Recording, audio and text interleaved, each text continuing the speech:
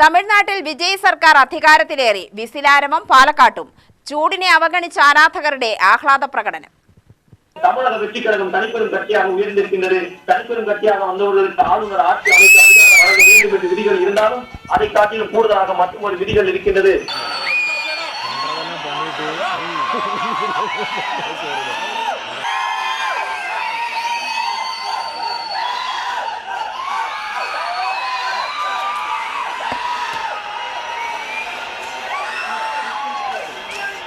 Palakkad aroma തിയേറ്ററിലാണ് ആരാധകർ പടക്കം പൊട്ടിച്ചും മധുരം വിതരണം ചെയ്തും ആഹ്ലാദം പങ്കുവച്ചത്.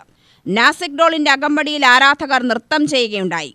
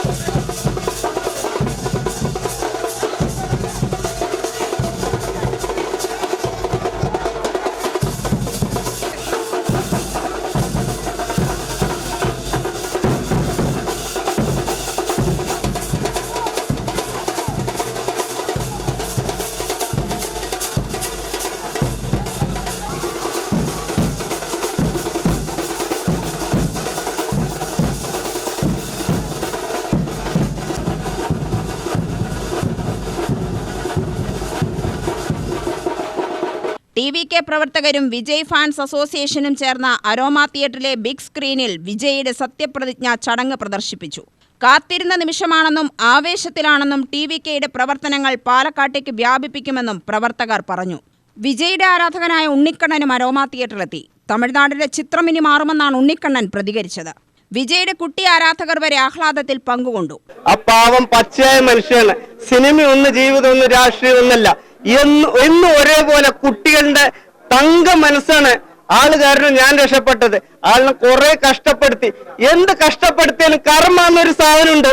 വെയില് കൊണ്ട് ജനങ്ങളിലേക്ക് വലയിച്ച് ഇത്ര റിസ്ക് എടുത്ത് നമ്മുടെ വിജയണ്ണനെ മുഖ്യമന്ത്രി ആക്കിയിട്ടുണ്ടെങ്കിൽ തമിഴ്നാടിന്റെ ചരിത്രം മാറ്റാൻ പോവാണ്. ഇന്ന് വരെ കാണാത്ത ഉണ്ണിക്കണ്ണൻ മരിക്കാൻ പോയി. ഉണ്ണിക്കണ്ണൻ രജനീകാന്ത് സാറിന്റെ പടം വന്ന് മാറിപ്പോയത് എന്റെ ഇത് ശരിയില്ല.